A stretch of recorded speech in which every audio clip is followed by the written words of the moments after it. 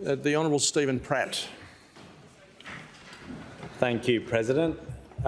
With your indulgence, Acting President, I take the opportunity this evening to make a member's statement which will be my valedictory speech as a member of the Legislative Council. Now, as you're probably all aware, I've been pre-selected to contest the important seat of Jandakot in next year's state election. That means I will resign from this place as soon as the writs are issued in February next year. When you first enter the Parliament at the beginning of a parliamentary term, everyone warns you that the years will go by very quickly. As I stand here this evening, that has become all too true. I've thoroughly enjoyed the experience of being an honourable member of the Legislative Council. I don't want it to end. That's why I'm standing to be a candidate at the upcoming election in March for the seat of Jandakot.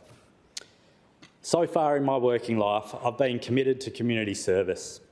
As a local councillor at the City of Cockburn for 8 years, a local government that does great work for its ratepayers, led by Mayor Logan Howlett, and a local government area that takes up a large portion of the newly drawn boundary of Jandakot.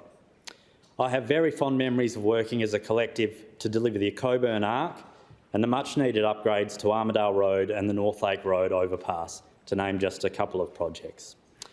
I also had the pleasure of working as an electorate officer in Kwinana for now Premier Roger Cook back in 2008, for 9 years in opposition. It gives you a good grounding working in an electorate office. It was in this role that I realised how much I enjoy being able to assist people. I still run into people from time to time that I was able to assist in my role in the Kwinana office. Then, as an advisor in the portfolios of health and mental health in the previous term under the McGowan government. Every step of the way has been a learning experience. I'm always open to learning more and taking on new challenges. I've served on 2 committees during the parliamentary term and volunteered to be the Deputy Chair of committees. I wanted to know the ins and outs of the Legislative Council chamber and understand how things work. Some things are still a mystery to me. No better way than to be thrown in the deep end and sit in the big chair up the front and chair proceedings. I've thoroughly enjoyed the committee work and the journey that culminated in the tabling of the Forced Adoption Inquiry report, Broken Bonds, Fractured Lives, and working with members from all walks of political life.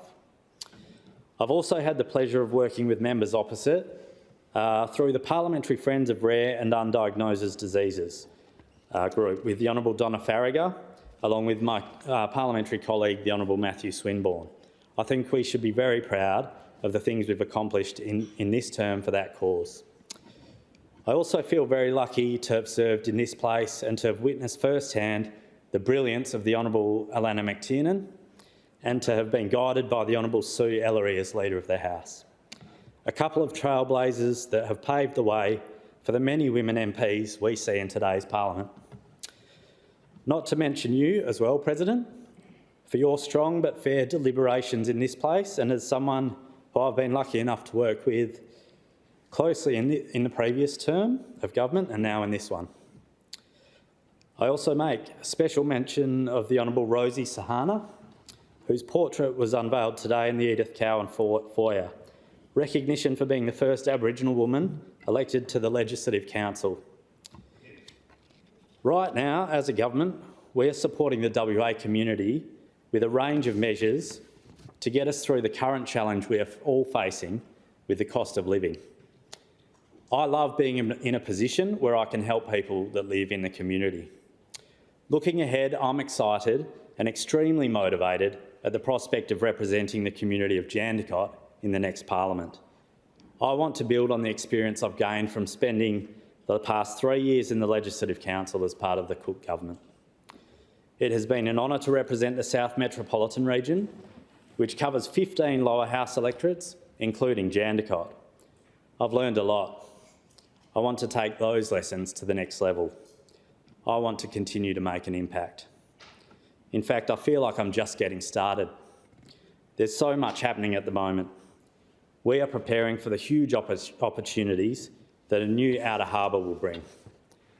our ambitious commitment to modernise the public transport network with MetroNet, and I know that people in the Jandakot electorate who are planning to start a family will be supportive of our commitment to deliver a new women's and babies hospital at the Murdoch Health and Knowledge Precinct, right on their doorstep.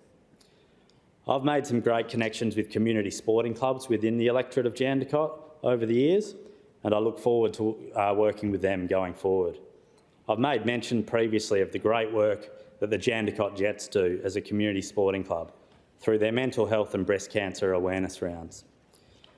There is a huge growth in women's sport at the moment, including especially in Aussie rules football, and with that comes the need for appropriate facilities and infrastructure. I've mentioned this on a number of occasions previously in this chamber. I believe that sporting clubs play an extremely important role in our communities as an avenue to better physical and mental fitness, a sense of belonging, and a place to make lifelong friendships. I want to thank all Legislative Council members, the clerks and staff in this place for your friendship and guidance. As you're all aware, this role can be unforgiving. It is unique and takes a lot of energy and enthusiasm to do it right. On that note, I thank my wife, Eleanor, and children, Imogen, Phoebe and Lennox, for their support and understanding. Lennox entered the world during this term of Parliament, and navigating sitting weeks with 3 young children is certainly challenging. Much of the heavy lifting on the home front is left to Eleanor. I extend that thanks to my extended family, Robin, Alex and Beryl, and my parents, Baden and Cheryl, my biggest supporters, who are out with me door knocking most weekends, and my brother Clifton, who have all helped as well with advice and grandparenting duties.